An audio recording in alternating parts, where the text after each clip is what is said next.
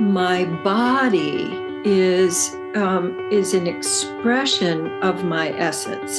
If I Mhm, let myself, like, who am I, mhm. celebrating me, and how do I want to show up? How do I want other people to receive me?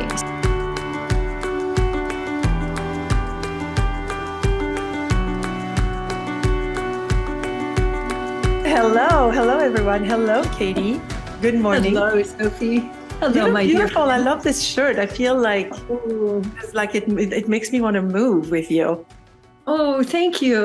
Today I thought, oh, I want some color, some rich color. I'm such a fan of color, and I think it's part of my job in the world. In fact, I was at the farmer's market the other day and I had on something that was kind of in these colors. And someone stopped me and she said, your outfit and just taking it in just brings me such joy. Thank you. And I Oh, thought, I'm doing my job. it's interesting because I've known you for a long time and I've seen your closet and I do. I think on you, particularly on you, your clothing is your art. Like you really, it's a very creative process and it matches how you feel. And I've really experienced that.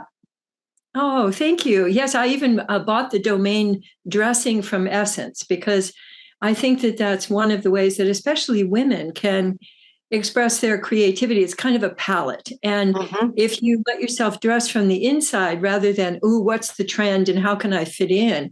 Then you can be, like Iris Apfel. You can be a statement of what's possible in ongoing creativity every day. And I've seen photos of you from a time where you were a little bit of a hippie, I a lot of was, a hippie. That yes. feels like a tribute, huh? That feels very. Yeah, and the kind of freedom of expression and doing things that are a little bit not like everybody else, and but particularly the freedom of expression of how do I want to be here in the world, and how can that be a source of creativity for others? So that's really been a kind of a through line for me over many decades. And I love the way you just said, not like everybody else. Which another way to say that it's like truly be you, like to truly. Which if we all did that, it would be so much more eclectic, probably, and so much more. I mean, not all colorful because some people are not into color as you are, but it Well, would but be they fun may be too. into shapes and to different textures and Yeah. the way that things drape. And, so I really think of clothing as a different art form. Yeah. So, how you want to not just appear in the world, but is it comfortable? So that's the first thing that I always think of. So when I'm looking for something, it first has to be comfortable. And then second, I want it to be colorful and unusual in some kind of a way. And the other thing that's interesting with the way you dress that I've noticed, and I'd like to talk more about the deeper layer of that, having been 340 pounds and having Yes. one pair of pants I could fit in. I had to wash. Wow. I had to wash at night so I could have something for the next day.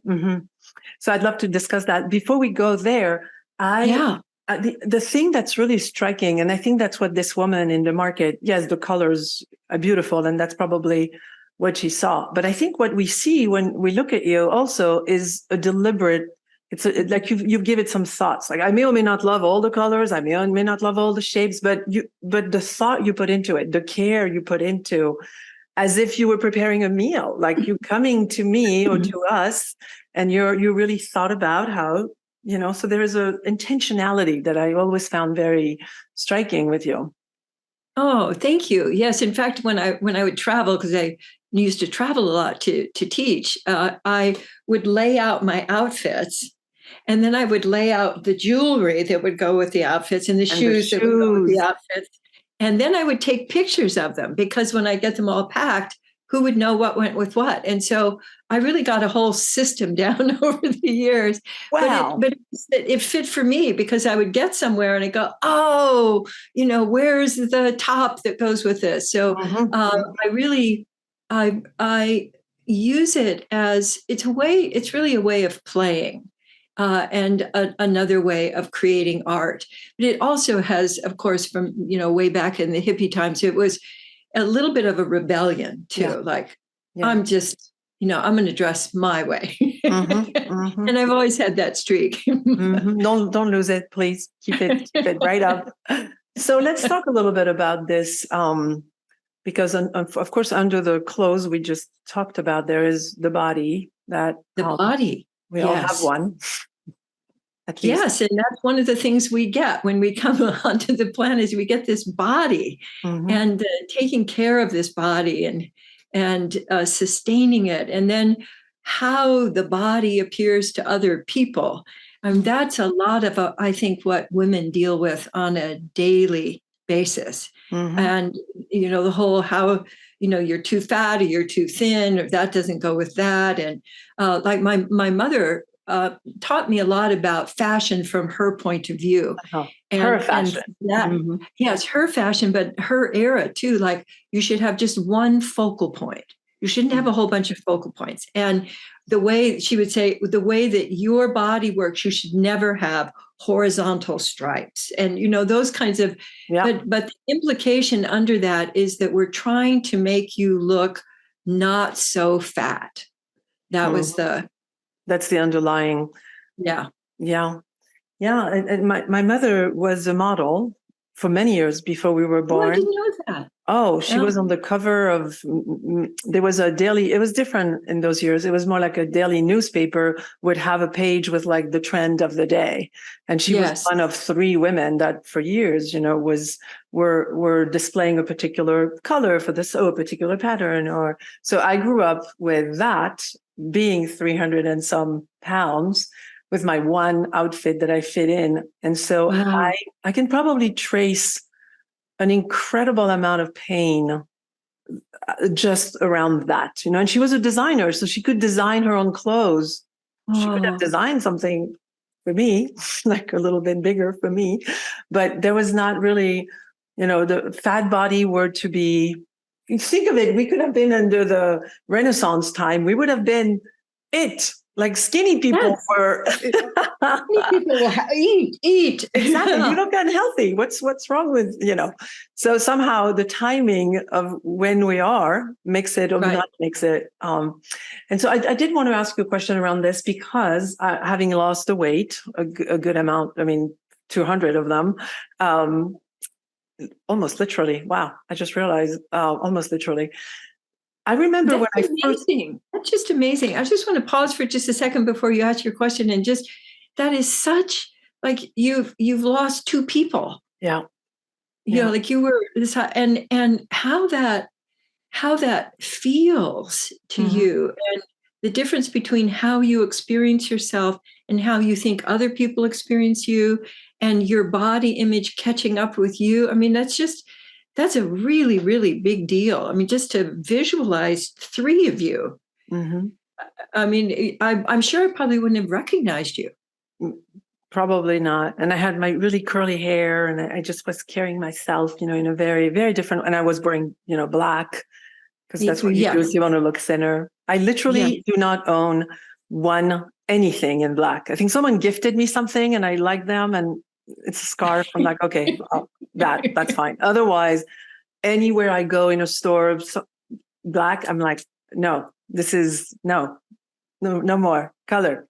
So thank you for your acknowledgement. It is a journey. And I certainly, when I met you both, you and Gay, we had these deep conversations about what does it mean to have been the fat kid in the playground, and to not be picked as the person on the team, and to be always, for me, it was always something's wrong with me. I'm wrong. I'm bad. I'm not. You're acceptable. fundamentally wrong. Yeah. And that when you look down, or all of your choices, for my own, because my mother was obsessed. She thought that I was fat, and I looked at a picture of me when I was 9, and I was rowing, and I thought, that's a skinny kid. But in my mother's mind, she was always trying to, are you going to eat all that, and monitoring me and putting me on diet. So I really understand sort of the obsession of somebody else about who you are and how you experience yourself. And I imagine that almost all women experience some version of this, but yours is so dramatic that and also being able to lose weight and then keep it off. Yeah. is very, very rare. And so I just want to acknowledge all that goes into, your feeling and your dedication and your commitment, but also your loving yourself. Mm-hmm. That making that choice from loving you and experiencing more and more of your aliveness, Mm-hmm. rather than keeping yourself, from doing and being, and like now you play pickleball and love to play pickleball, which Mm-hmm. I can't imagine you having made that choice earlier. I couldn't have. There's actually a funny math that I did. I didn't actually sit down to do the math, but I'm pretty sure that in the last 2 years, I have done more in moving and deliberately moving and, sweating by choice than I probably did Yeah. in my entire life put together. So it just, just to celebrate that really at any time of life, big change is really possible. Mm-hmm. And what it takes to do that. I mean, we could have lots of discussion about the committing and recommitting and what happens if, something unexpected and you gain weight. I mean, all of that. The journey is Mm-hmm. really a profound one. So just want to celebrate. That's really sweet. I remember it was at the beginning of the weight loss, and it was pretty dramatic at first. I had done something, I forget what it was, but some method that dropped, a lot of pounds. And I remember, so shoes and scarves were my thing. I had incredible shoes and incredible scarves because in Yes. between, the less you see, the better. So, cool scarves. And so I so vividly remember, that was probably 20 years, 25 years ago, but I walked by a mirror and I saw this woman, right? And I in my head thought, oh, these shoes are really cool. I really, what kind of, it's my shoes. It was me. It was me in the mirror. And I literally have what feels like a couple seconds, probably not that long, but for a while, not knowing that image was actually me.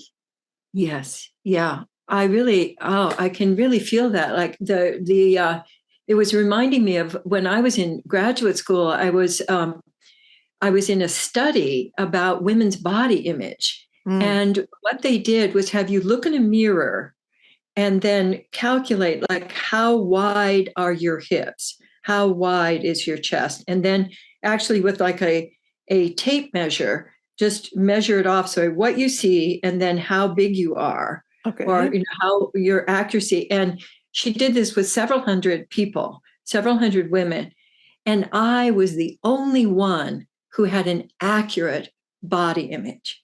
Oh, Everybody else thought they were much bigger and or much smaller than they actually were. And so it let me know how how distorted. inaccurate and how distorted, Mm-hmm. and actually how the back in the day when fashion was worn by women who had breasts and and hips, um, everybody loved the women, but they didn't buy the fashion. And so part of why women are so skinny, the models are so skinny, is that you don't look at them, you look at the clothes. Oh, wow.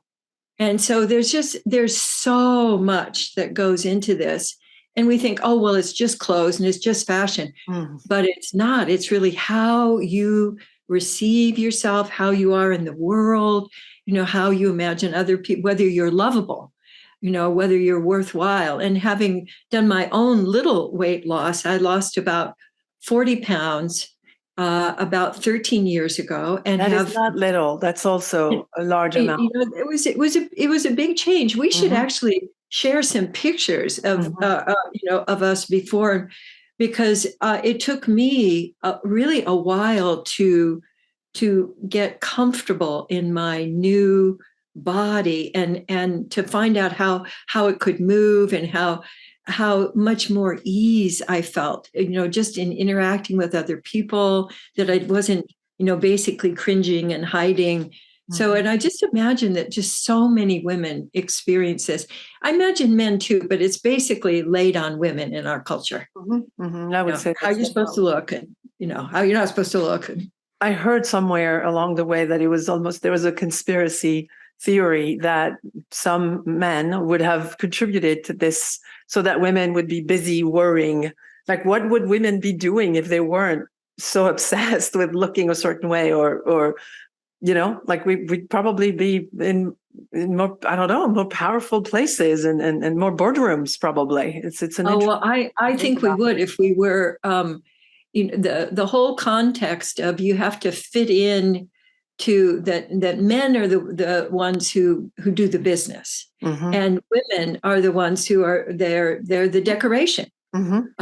The old saying of women are and men do, goes back for centuries. And I think we're changing it, and Mm-hmm. Mm-hmm. those pressures I think are still there for so many people.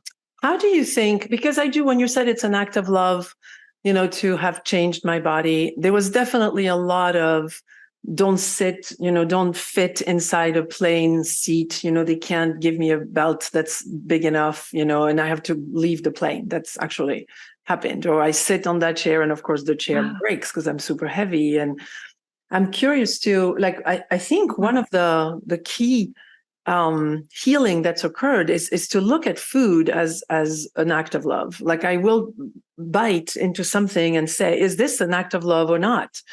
And if it's not an act of love, with some food, I don't do well with sugar. I don't do, there's foods that really don't agree with me, or don't make me feel good.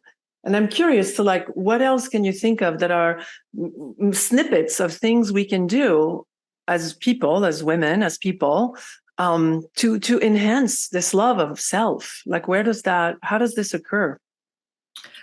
Well, it seems to me that my body is an expression of my essence.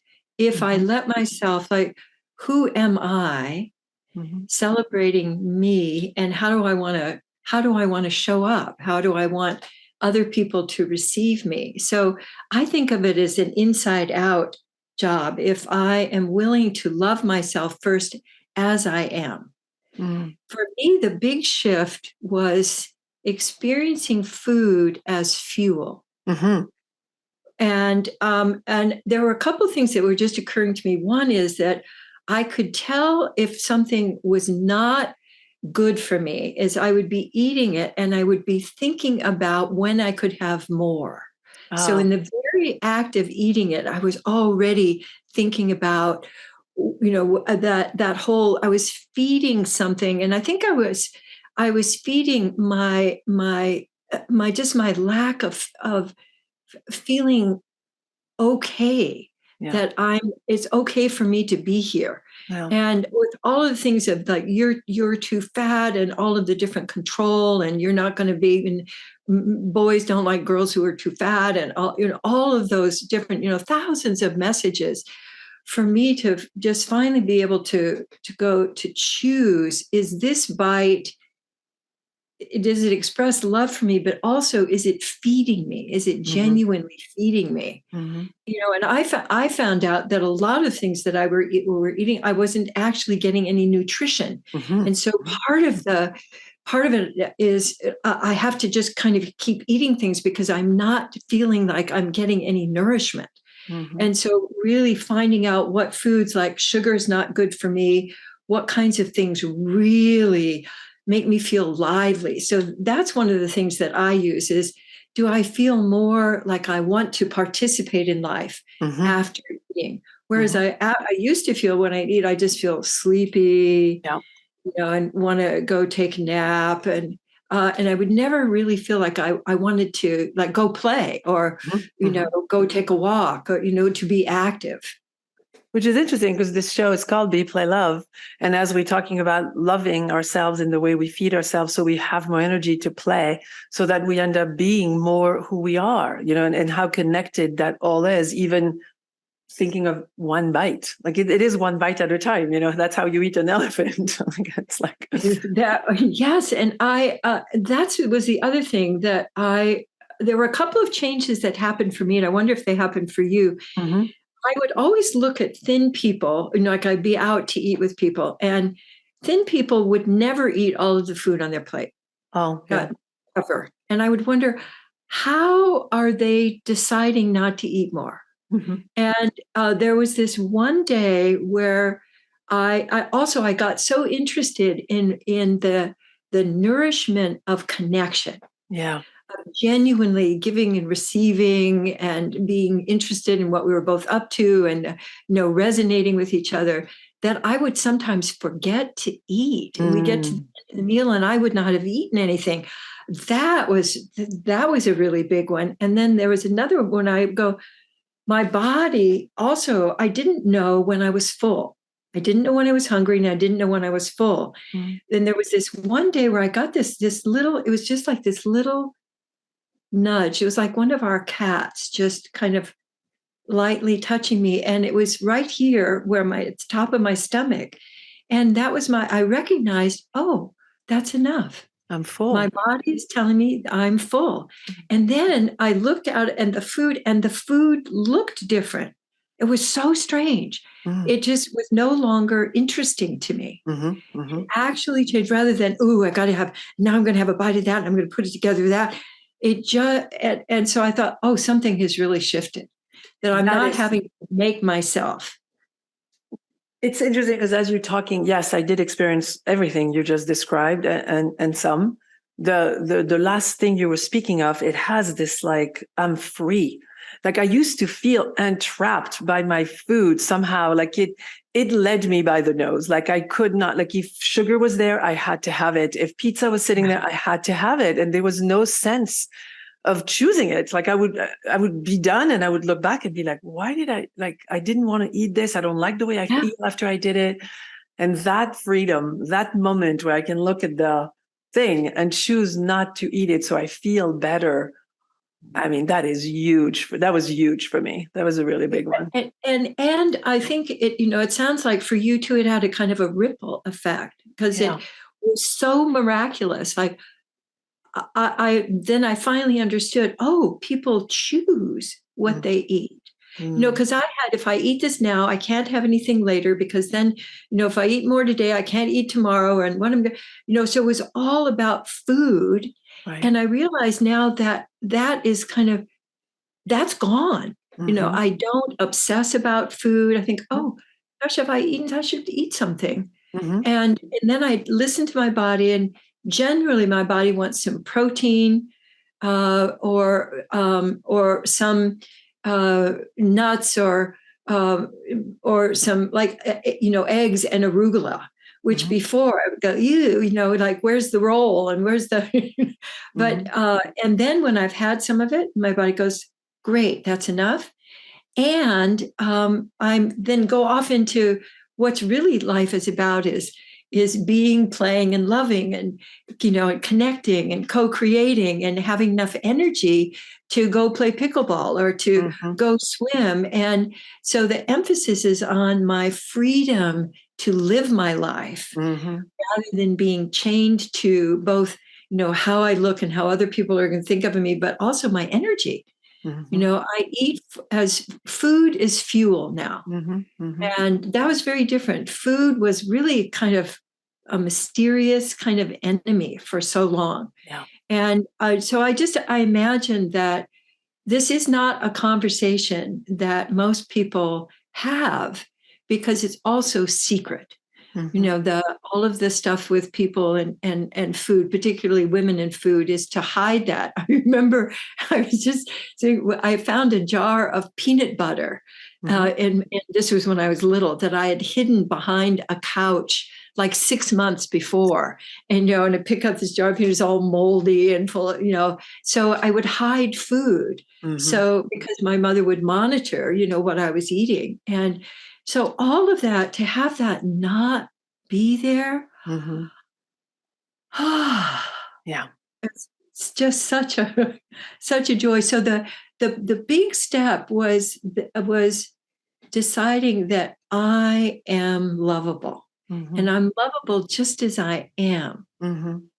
Now, not when I lose 10 pounds or when I lose the next 10 pounds, but I'm lovable right now. And then what you were saying of, is this lovable? Is this loving me? I could have an experience of it, rather than, an idea that I'd maybe read somewhere. I could actually have an experience of loving myself with my choices. That was amazing. I love that we're talking about, like, I'm tempted to ask, like, how did we ignite? Because I feel like you and I have that, and a lot of people don't.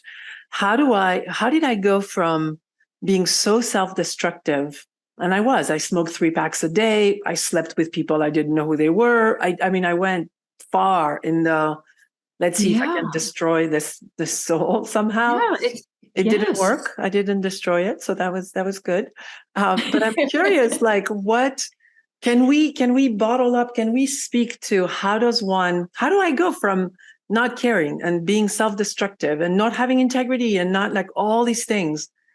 Is it a process where I do a little more of it? I become aware. Like, how does it work? Like, how do we actually ignite it in us? Oh, that's such a profound question. And I think one that we can come back to, but I Mm-hmm. think you're having a moment of being with, like genuinely being with my body and myself and how I experience the flow of energy inside me and my circulation and whether like I didn't even know it was only a few years ago that I actually was hungry.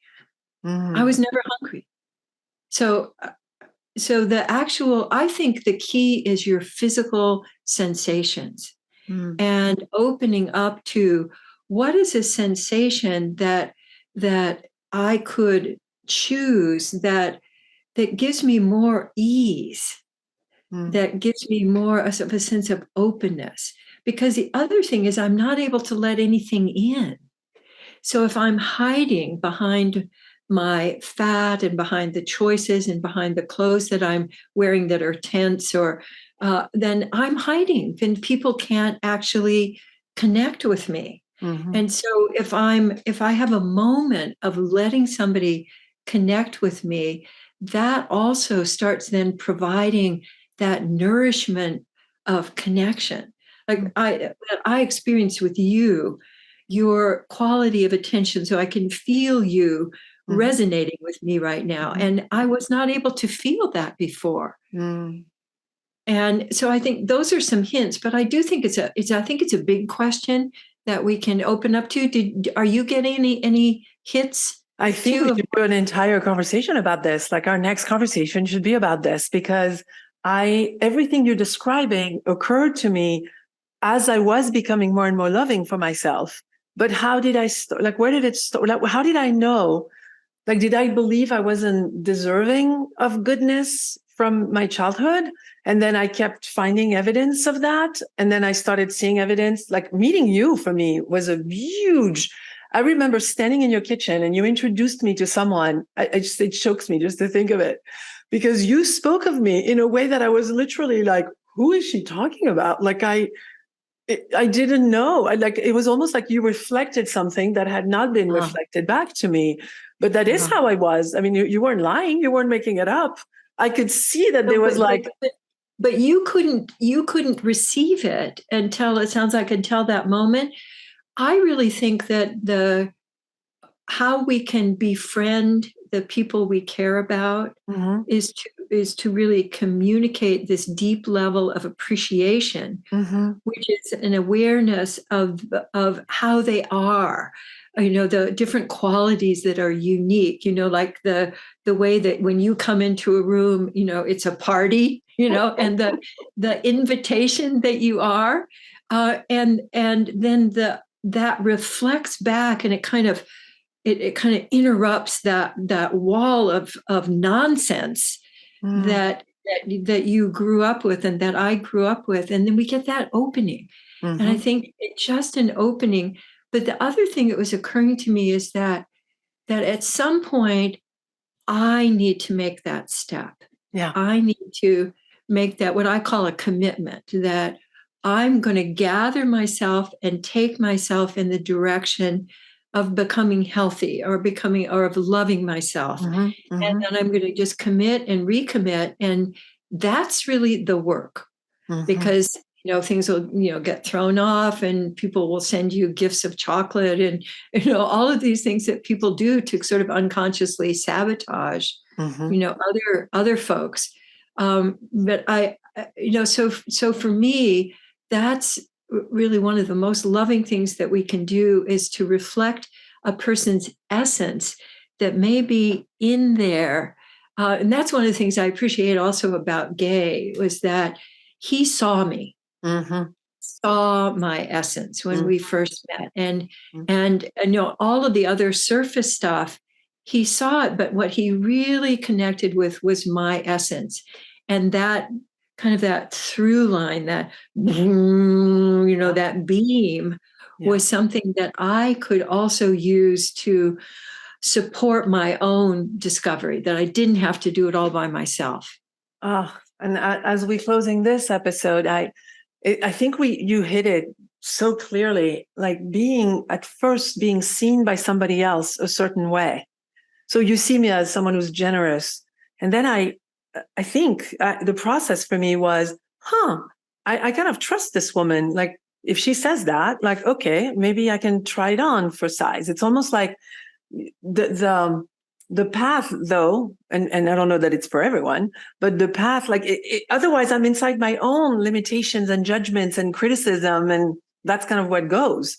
But you, as a loving friend or as a loving parent or as a loving partner, to reflect the goodness, then I was able to, and I could pretty much pinpoint that conversation. I mean, at least there was a big leap in the way that you spoke. And then it was almost like, now I need to catch up with what she thinks I am almost, which I am.